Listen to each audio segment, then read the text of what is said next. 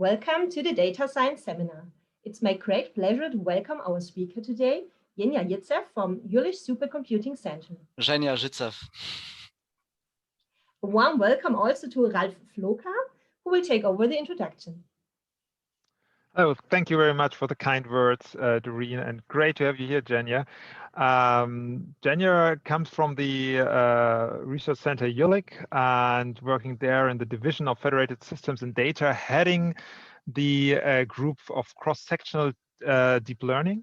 And our first encounter we both had, for example, was for a project pitch in last year summer for the pandemic in Helmholtz. It sadly did not work out with the pitch, but it was very interesting to work with Jenia, and we see a lot of synergy and potential as he's working on very interesting topics in the context of maybe unsupervised learning, generative models, also things like one-shot learning or transfer learning, how to make it most efficiently if you want to conduct and apply research in adaptive multi-layer neural networks. And so we directly had the feeling there's a lot of music into it and synergies between the work he does and things that are done, for example, in the German Research Center, which is more applied. So I'm very happy that we could arrange then also a presentation of yours, and I'm really looking forward to. And so without further ado, I leave the stage now because I'm curious what you have to show. Thank you very much for being here, Jenia. Okay, thanks a lot for kind of introduction. Yeah, I cannot promise to play any music, but I would like to share the screen. This is okay now, right?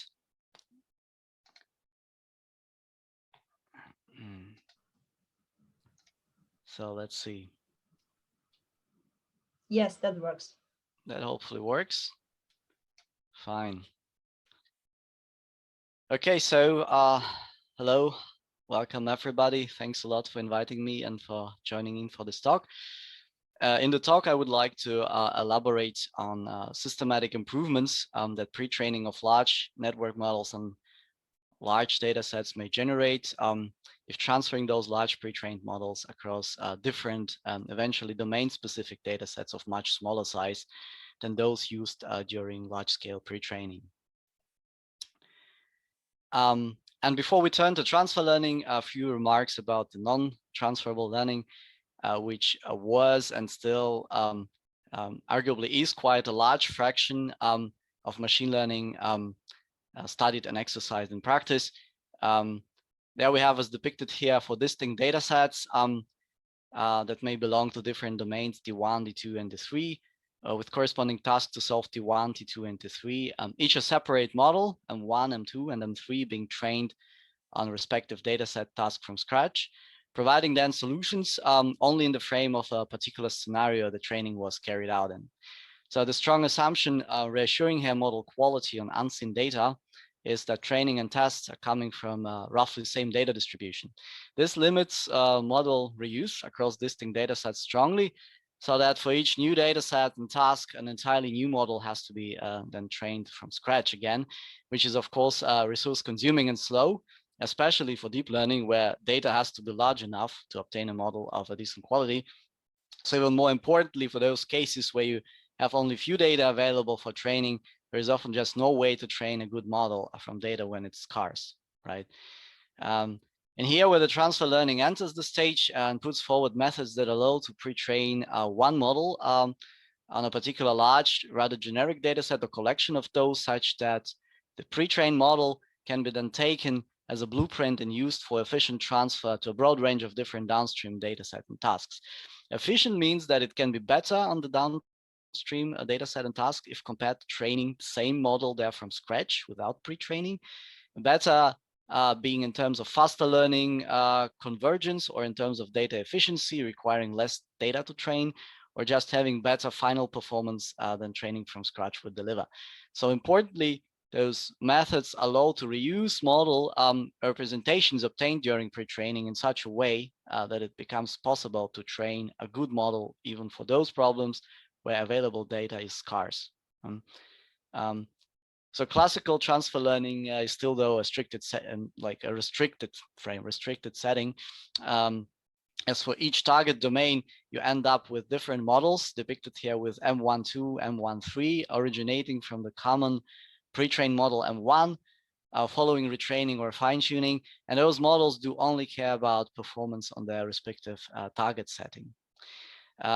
Ideally, and this is what arguably everyone in machine learning community is dreaming of, one would like to have this kind of universal learner which digests incoming data sets and continually updates one single unified generic model that is also able to cope with those new incoming data sets and tasks in an efficient manner without losing the ability to perform well on all the tasks seen before.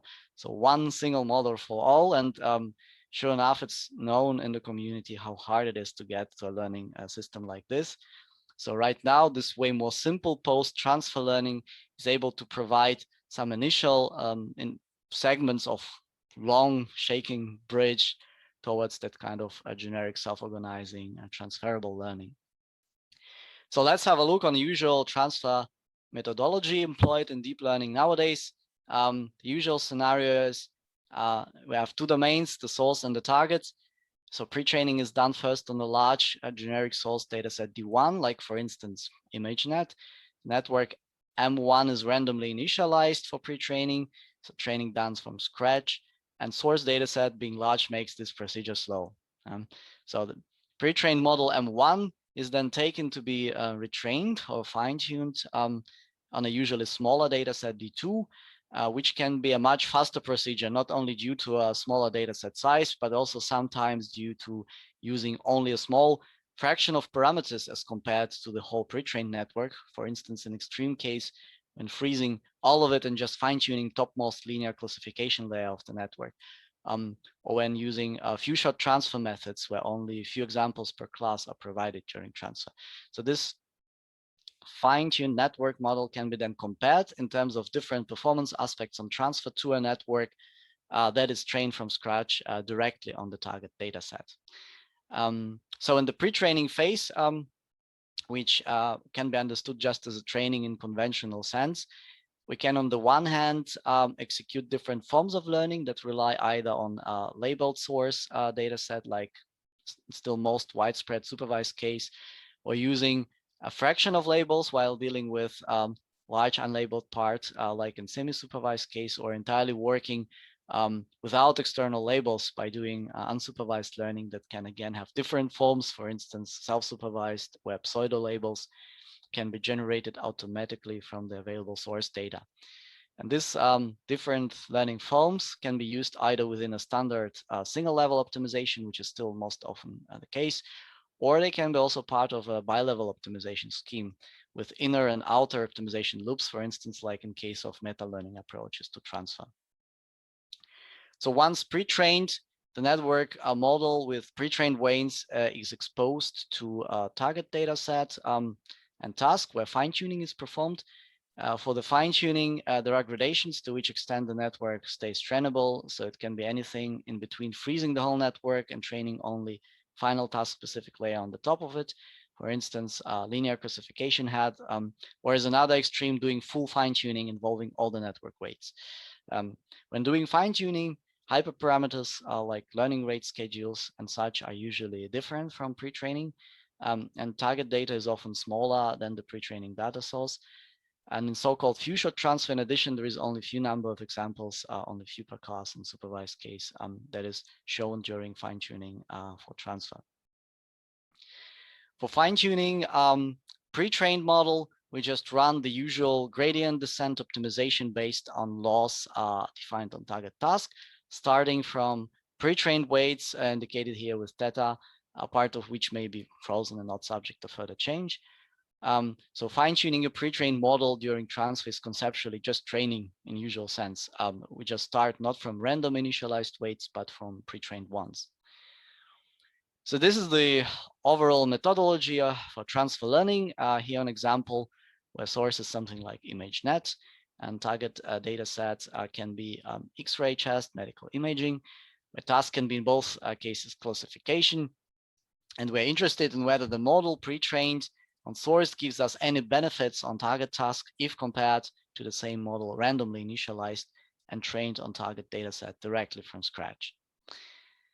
So transfer learning of this kind was applied already in the very early days when deep neural networks were rising, using architectures like overfit or VGG, dating all the way back to 2013-14.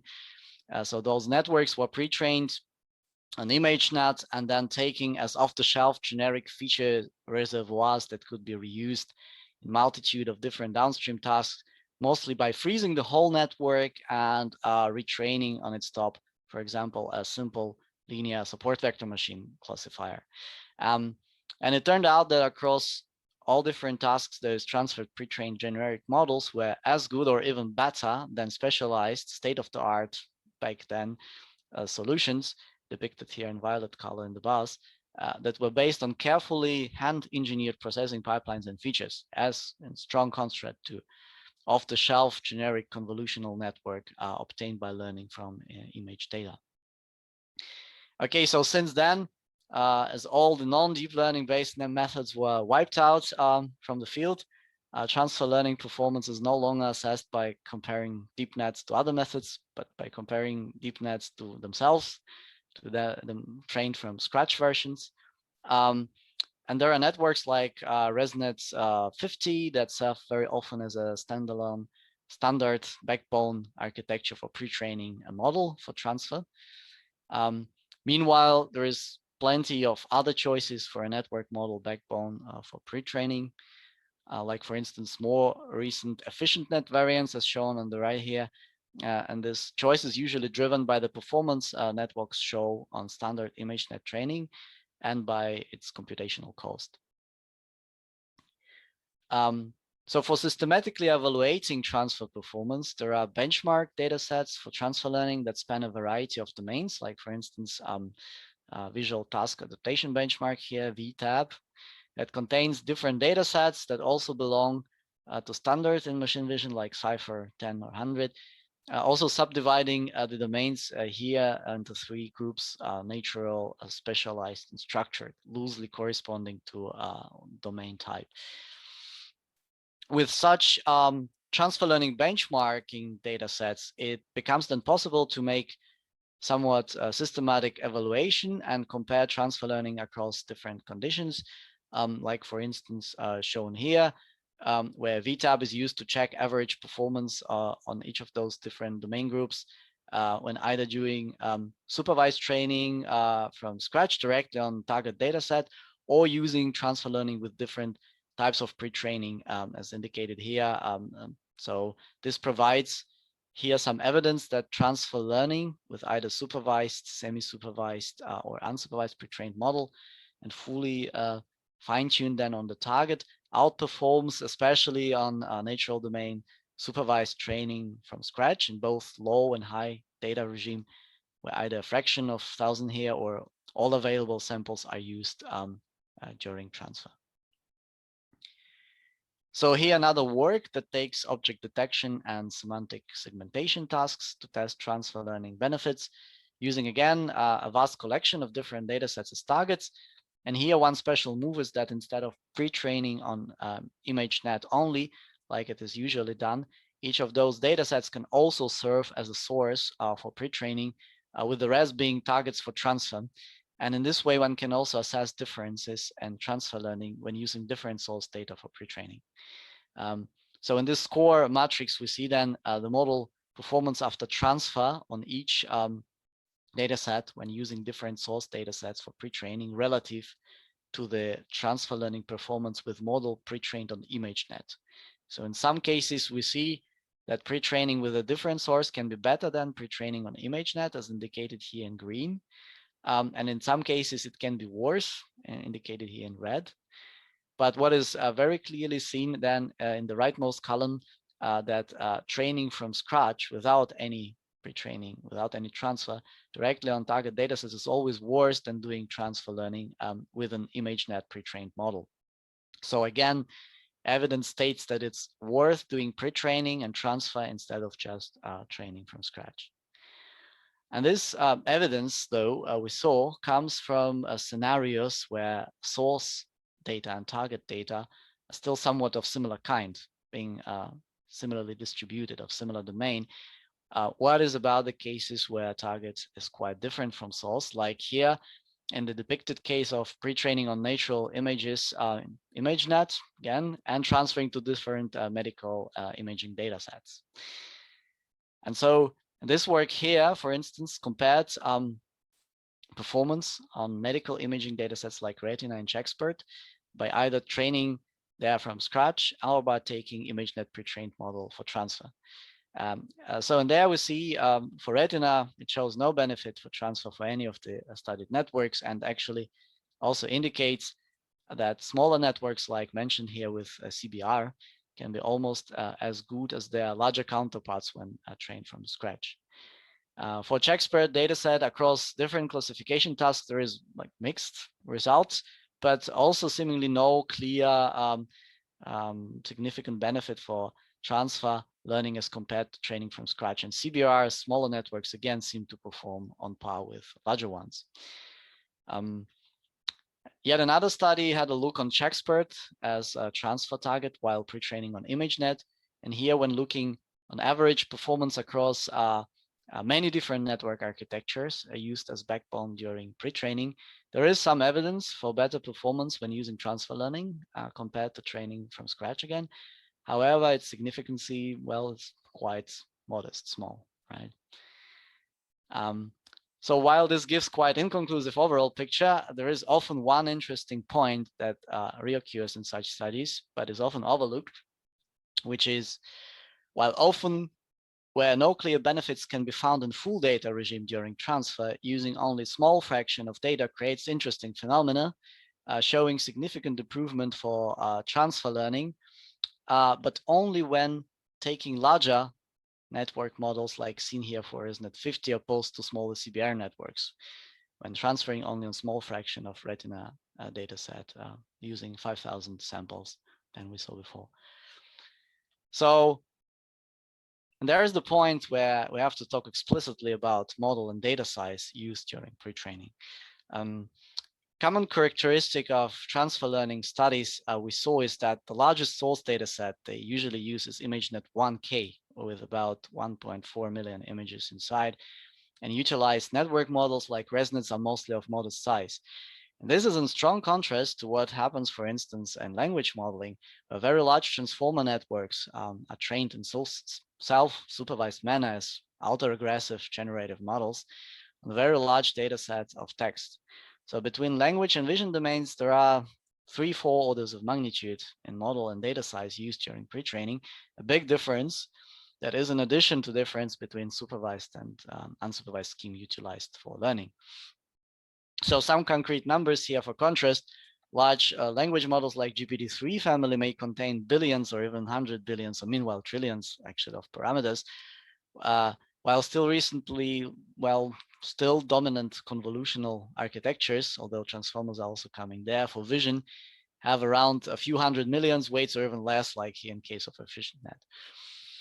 And while ImageNet 1K, that is still widely used for pre-training and transfer, has around this 1.4 million image samples, the text corpora used for language modeling contain tens of billions of text sentences. Keeping in mind this strong contrast that still exists between language and vision domains in model and data size used for training, we may question whether differences observed in performance, also in transfer learning, may have to do something with it. And there is large number of works coming out from language modeling that provides very strong evidence, as presented here as one example, that model size has very strong influence on transfer performance observed, especially when performing this kind of zero or few shot transfer in very low data regime. So here we see that there is a huge difference in accuracy measured on transfer language modeling task after self-supervised pre-training of different sized GPT models, with performance strongly increasing when increasing model size. So in general, this line of works from language modeling suggests that there is strong improvement of model capability to generalize as measured in decrease of loss on test data set when increasing model size or data size during training. As shown here on the plot on the left, steady reduction in test loss is possible when increasing a model size, however, only when provided with a data set large enough. And similar phenomena emerges when increasing data set size, here on the right. Test loss decreases steadily only when using a large enough model size for training. And it becomes here clear that you lose a lot of potential test loss performance when limiting yourself with either too small model or too small data in the pre-training. Here on the right, also some evidence provided that along with generalization, transfer performance improves as well when continuously increasing model size, if fine-tuning then on different target data sets. So when measuring test loss systematically across different size conditions during training, like shown here, there seems to be quite a generic story that posits scaling laws of power law form for test loss depending on compute time invested during training, data size, and model size. That show that increasing all of them hand in hand without creating bottlenecks in either of those will result in steady improvement of generalization ability, holding across many orders of magnitude with test loss going further down without any hints for saturation. So given sufficient compute budget, increasing both model size and data size is the way to strongly boost generalization, which also explains tremendous success of such huge pre-trained language models like GPT-3 when transferring on very different downstream target data sets. And as shown on the plot below, this generalization boost relies mostly on increasing model size, followed by increase in data size for training, which looks though modest in comparison to a necessary substantial increase in the model capacity if we're aiming to further decrease the test loss and boost generalization. So now, according to conventional view in machine learning theory, increasing model size further and further was always considered to be a very bad idea, leading to overfitting, poor generalization, and high error on the test set. Since recently, this conventional view, though, has been radically revised, indicating that error on the test set has a behavior described by this kind of a double descent curve. In this revised view, increasing model size further and further leads to a transition in test error behavior such that with ever increasing model size, test error goes further and further down in the so-called overparameterized regime after passing interpolation threshold where training error drops to 0 and stays there. So according to this view, making model larger and larger should make generalization stronger and stronger. So such double descent curves showing test error going down when making a model very large were obtained meanwhile not only for large deep neural nets, but also for plethora of different also classical machine learning approaches like kernel machines, decision trees, ensemble methods. Here though an example with a deep neural net, ResNet 18 trained on Sci-Fi 10, where increasing model size by increasing the width in the network leads to the test error going further and further down. While training error, as shown here on the right, also saturates at 0 and doesn't show any further sign of change as opposed to ongoing changes in the test error. This revised view on large models being good for generalization was not really surprising for deep learning on image data, as this is what was already usually observed when training a large deep neural nets community. So here a rather older standard example with ResNets and DenseNets, where increasing in model size and compute during training clearly also leads to improvement on top 1 classification test error on standard ImageNet 1K. Beyond improving generalization on test set, there is also evidence obtained for image domain that larger models pre-trained on larger source data also improve transfer to different target data sets, as shown here by this work known as big transfer.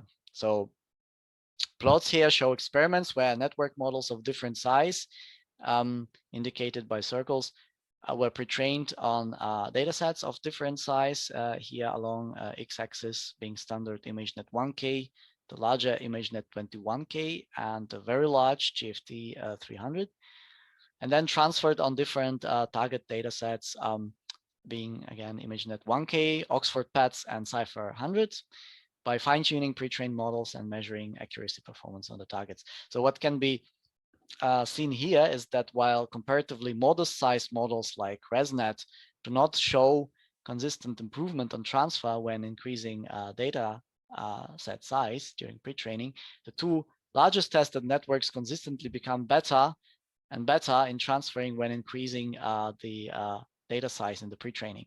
So for larger models, also transfer performance goes up if you feed them with more and more data during pre-training, while smaller models do not show this consistent transfer improvement.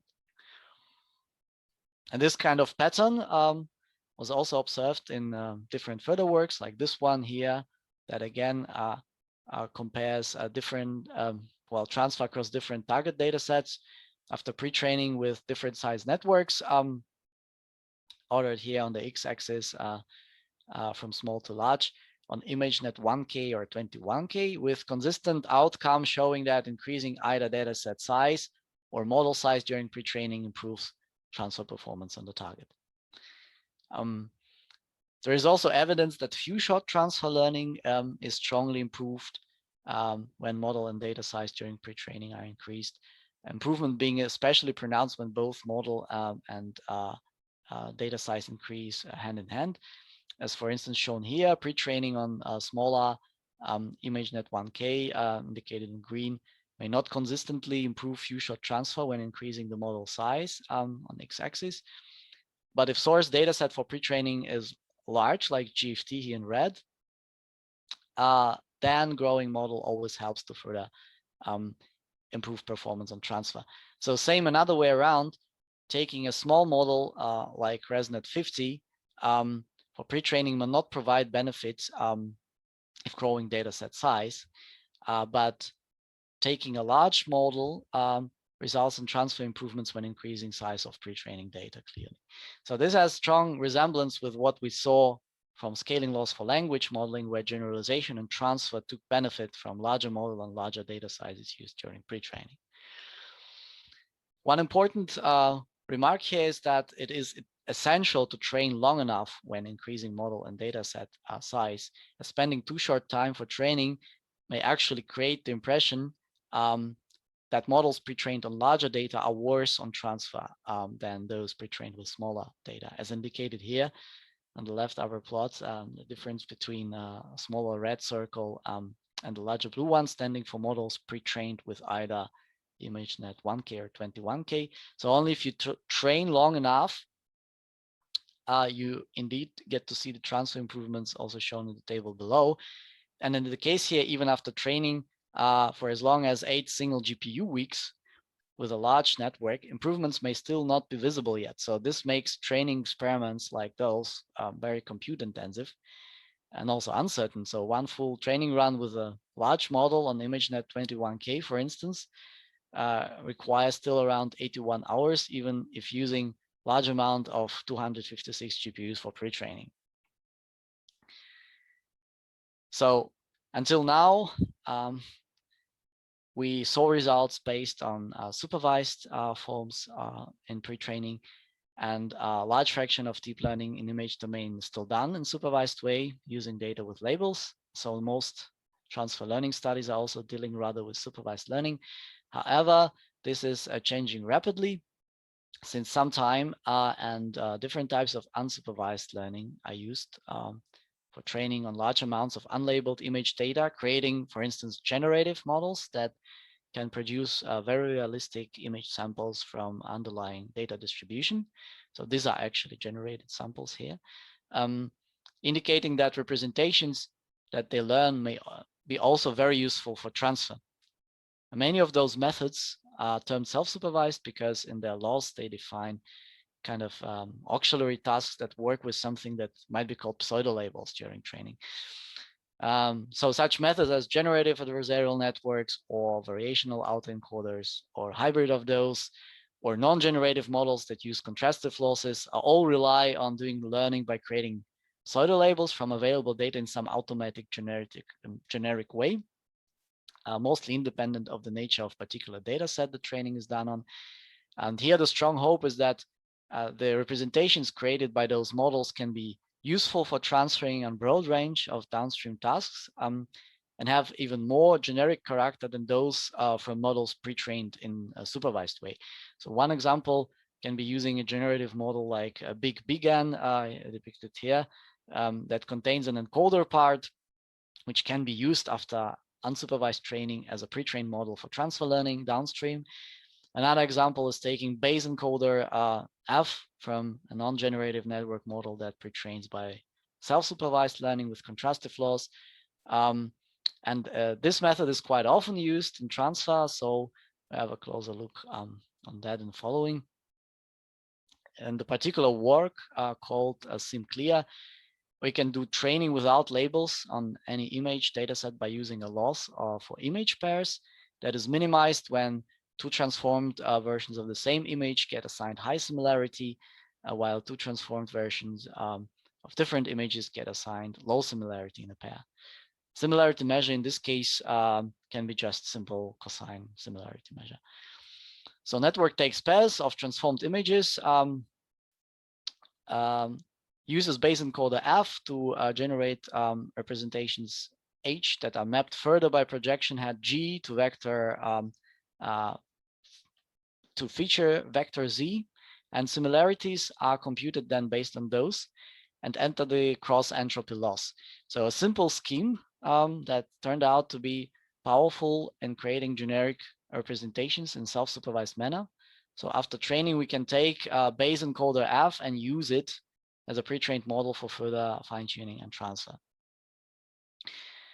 This is what was exercised in the work by Jenia et al., SimClear work again, where after self-supervised pre-training with contrastive laws without labels, the pre-trained model was fine-tuned on ImageNet 1K in supervised way using only linear classifier on the top of the convolutional base encoder. And also here evidence was found, shown on the right, that performance on target task improves when increasing the model size during unsupervised pre-training. And also here in self-supervised pre-training, there is again evidence that increasing model size improves performance, especially when looking in low data transfer regime. So when using different fractions of labels, here taking 1%, 10% of all labels available during fine-tuning on ImageNet 1K, the larger the pre-trained model size, the larger we see the improvement, especially when using a very small fraction of labels when compared to standard supervised training from scratch. So, and again, to conduct such pre-training experiments, computational demand is very high. For a single pre-training of this kind, you need 128 of last generation specialized TPUs running for 1.5 hours if taking just the smallest ResNet 50 as a backbone for pre-training. And this computational cost can be, though, even much higher for other unsupervised methods used for transfer, like, for instance, the self-training approach taken in the recent work by Xi et al. So there you have a teacher network, first pre-trained and supervised manner on ImageNet 1K. And teacher network is used to generate pseudo labels on much larger unlabeled dataset like GFT or YFCC 100. And those pseudo labels are taken then to train a new, larger student network on the combined data. And this distillation procedure is iterated again and again. So the resulting large pre-trained model can be then reused for transfer with performance shown here for fine-tuning on ImageNet 1K again.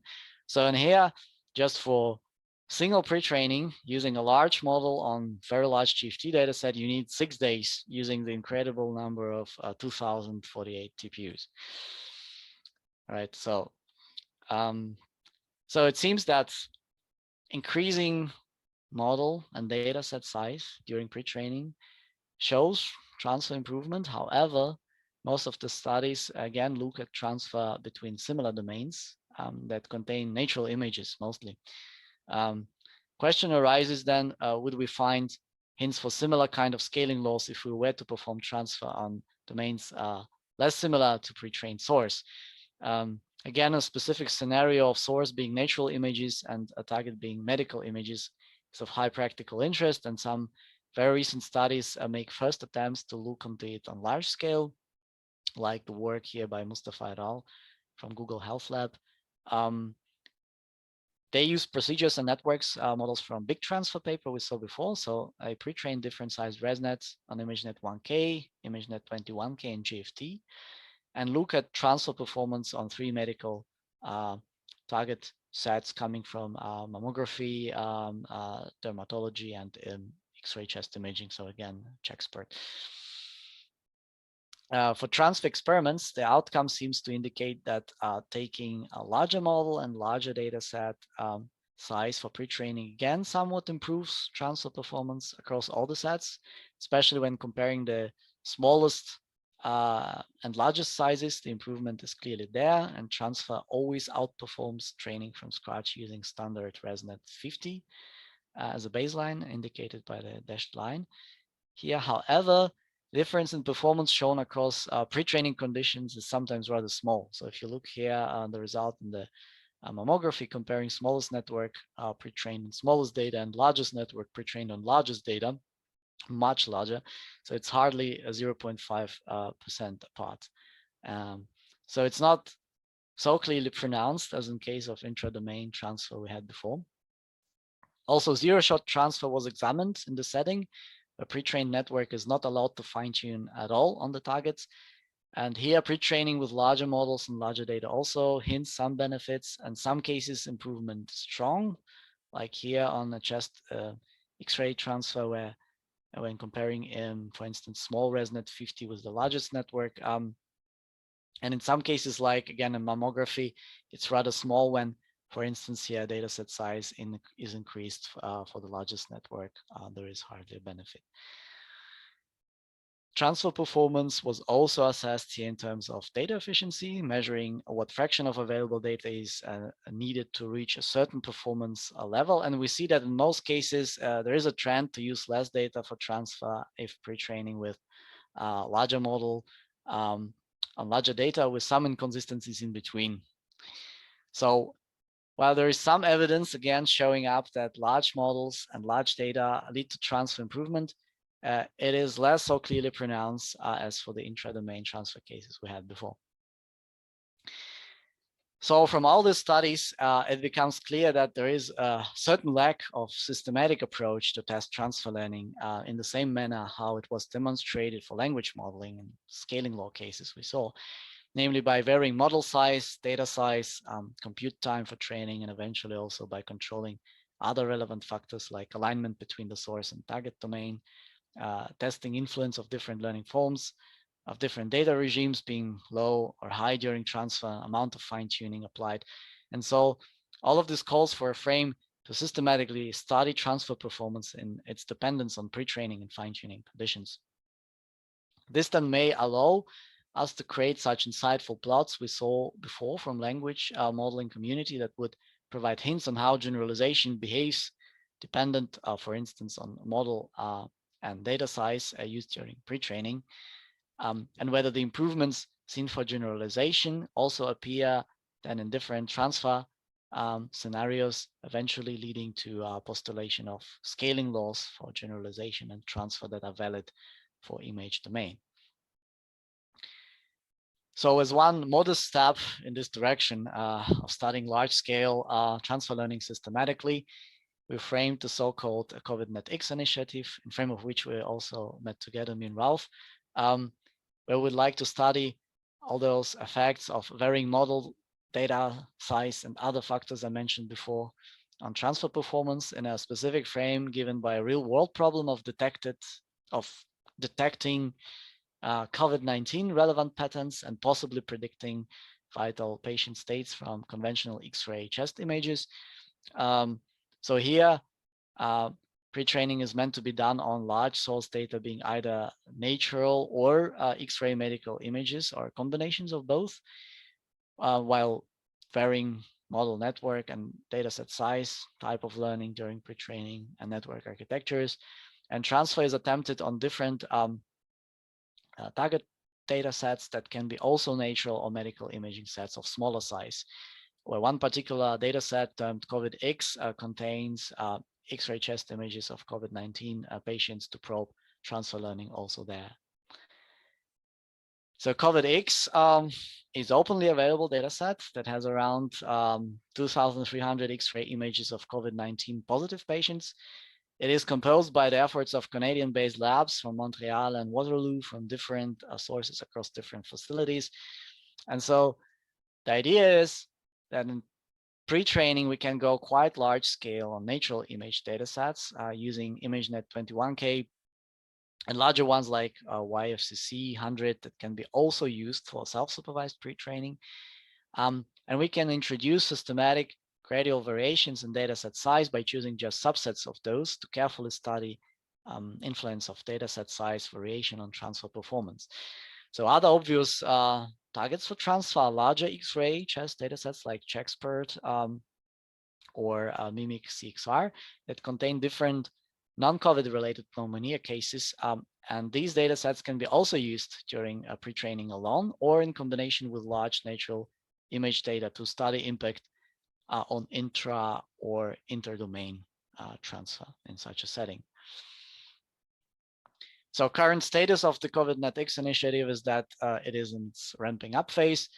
After being initiated at GSC back in April 2020 by myself from cross-sectional team deep learning and by Mehdi Cherti from Helmholtz AI high-level support team, we intended this to become a frame for studying the kind of large-scale transfer learning where pre-training large models on large data is required, and hope that insights we win from those experiments will be also relevant for using transfer learning on other pathologies with more clinical relevance indeed. So also preparing grounds for quickly adaptable diagnostic aid tools in case of future pandemic events with yet unknown pathogens. So we hope to get collaborators on this track from different disciplines, and to make it happen even easier, we created a kind of a spin-off challenge hosted on Jülich Data Challenges platform, which is a collaborative data science platform driven by Research Center Jülich and local Helmholtz AI. That also sets up hackathons. First one we already had this spring. And the hope is that besides attracting people, this challenge will foster a reproducible, easily extendable code base for performing such experiments, ensuring better collaboration and encouraging further development. As hinted many times during the talk, especially the large scale pre-training procedure is computationally very demanding, and therefore we have no way but to make use of distributed training on supercomputers to speed up the experiment cycles for such studies. And luckily we do have this new machine at hand at JC that is a supercomputer called Jewel's Booster, tailored for large scale deep learning and equipped with a fair amount of about 3,700 of A100s NVIDIA GPUs, which made this machine being #1 in Europe in November 2020, where it was actually installed. So we got compute time of 1.9 million core hours granted for the first phase of the initiative by Gauss Supercomputing Center organization, and plan extension soon in August, where collaborators are very welcome to join in. Just talk to us timely if there is interest.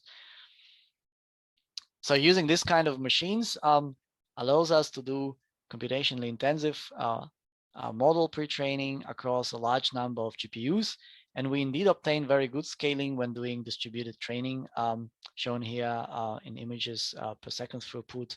And here as a scaling efficiency compared to ideal linear scaling, which gives us close to linear speed up for training to accuracy time and enables to run such experiments in somewhat reasonable time frame.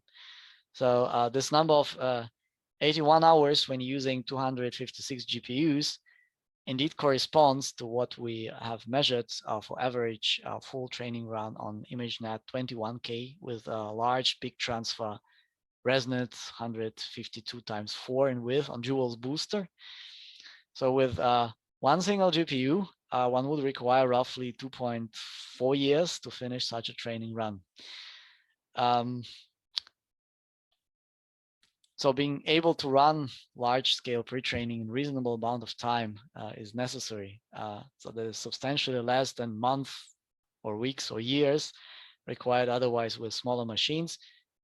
We were able then to obtain first preliminary results replicating transfer behavior after a large model, large data pre-training, where we used large ResNets from big transfer work pre-trained on either ImageNet 1K or 21K. And we see indeed that larger data, ImageNet 21K here in blue, improves transfer across different target data sets. And interestingly, again, the improvement is especially strongly pronounced on few-shot transfer regime, where only few examples, like just 1 or 5 here, are shown per class during fine-tuning on transfer.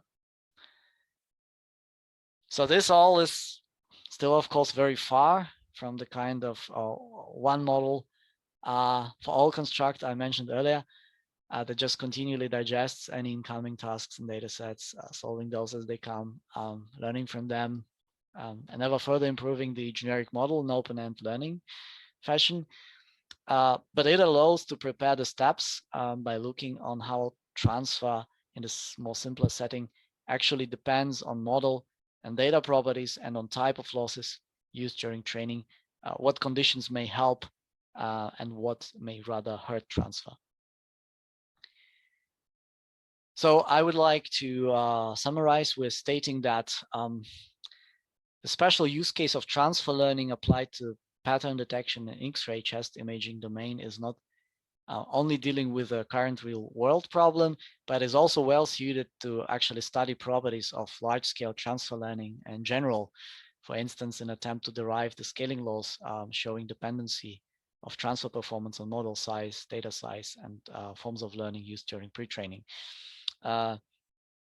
This scenario also makes possible to study transfer for different types of tasks, classification, segmentation, and we saw that not only supervised pre-training is possible there, but also more interestingly different unsupervised modes that do not require labels. Another interesting direction in this frame is given by existence of different medical imaging modalities. So not only conventional 2D X-ray, but also 3D CT and ultrasound datasets that are publicly available. Although their size is still very, very modest, it already opens perspectives towards multimodal learning and may allow to compare more systematically than the differences in intra and interdomain transfer.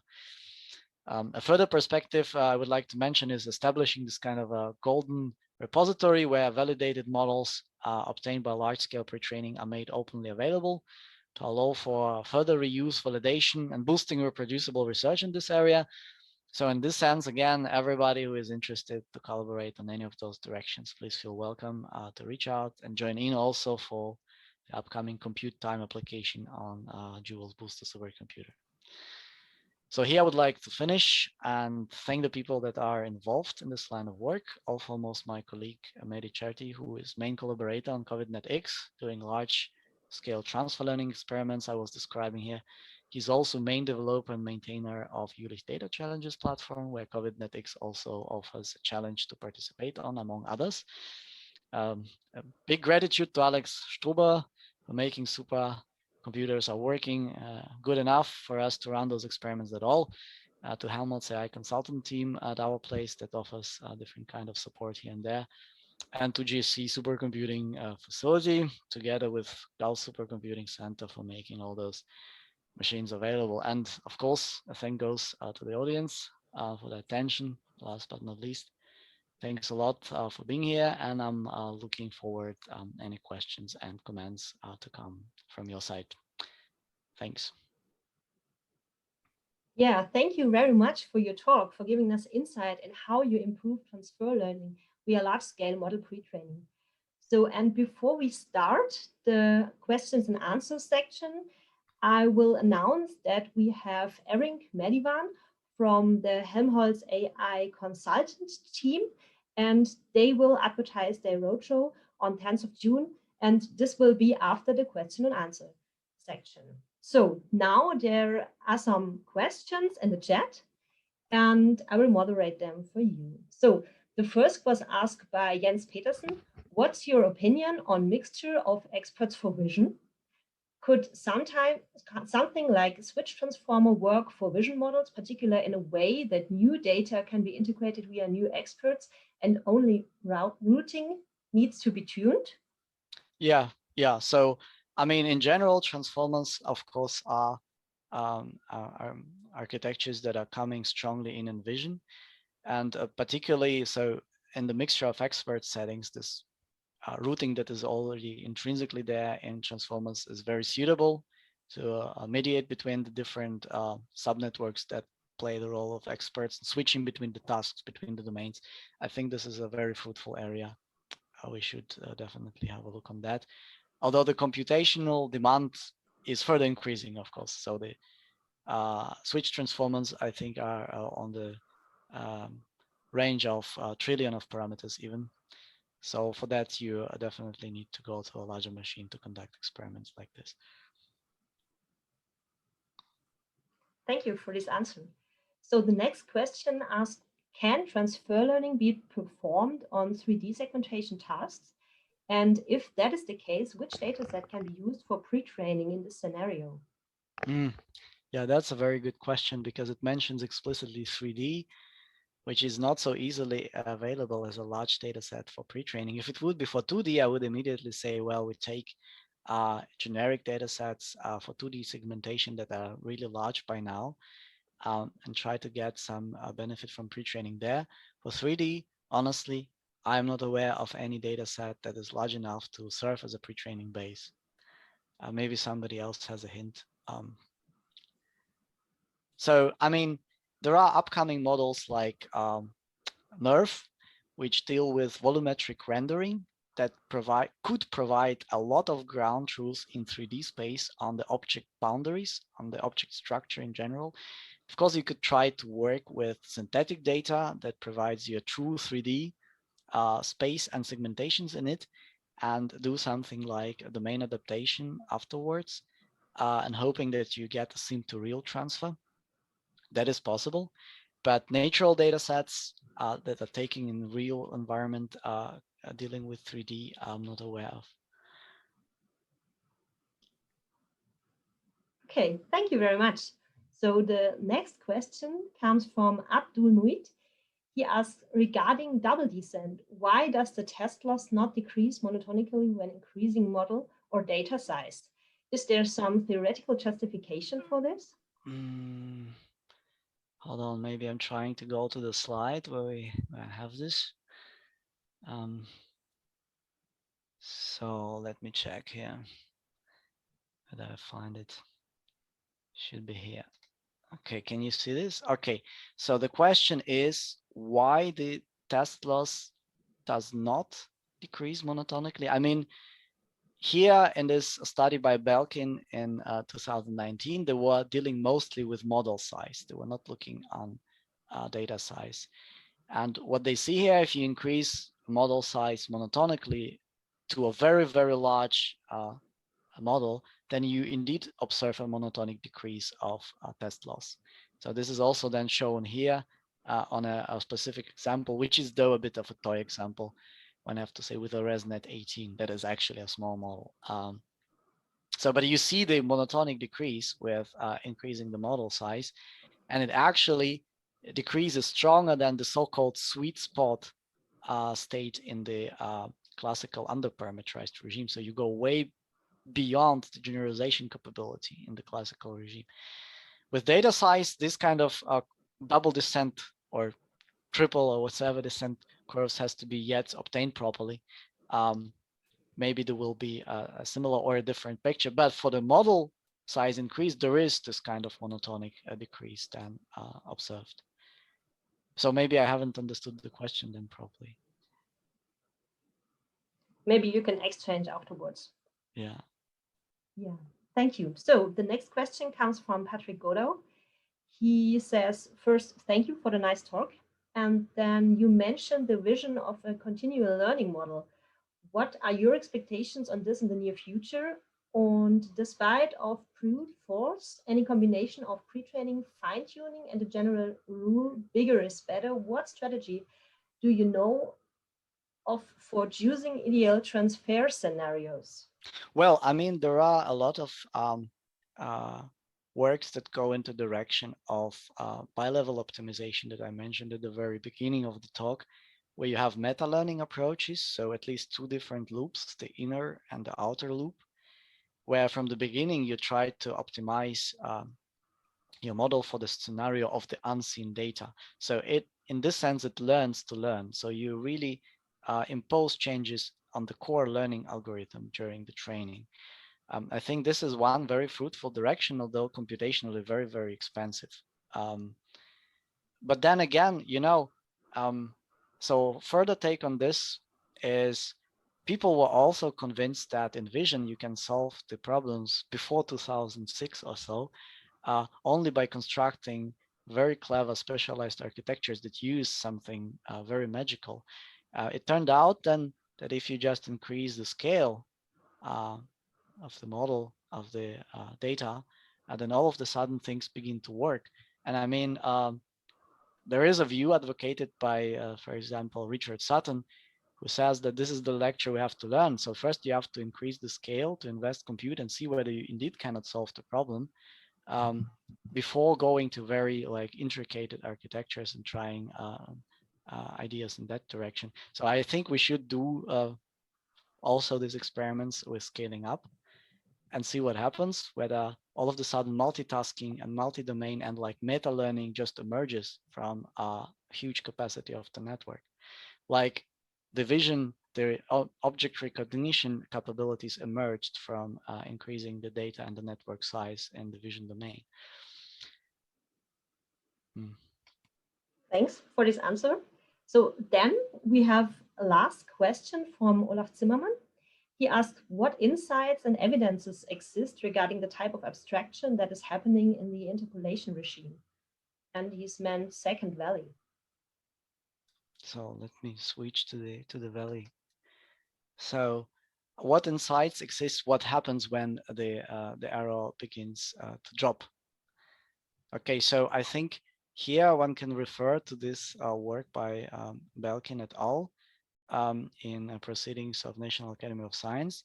They try to argue that what happens beyond the interpolation threshold is some sort of automated model selection, so that the huge capacity of the network allows it actually to contain a lot of simple Occam's razor compatible models that are switched based on the current task affordance.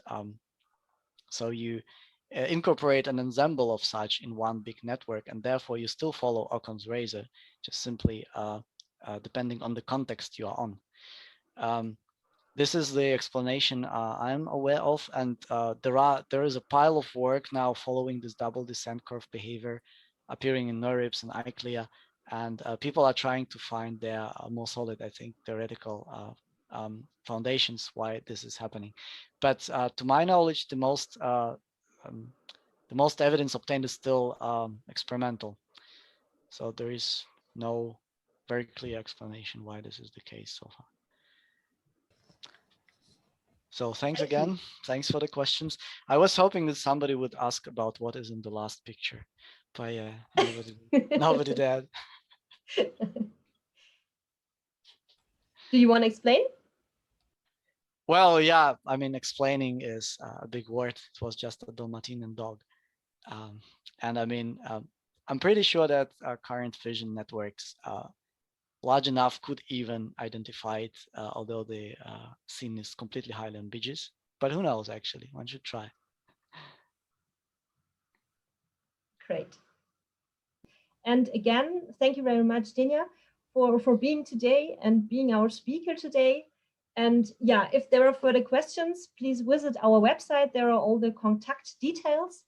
And yeah, for any question regarding the seminar, please come back to me.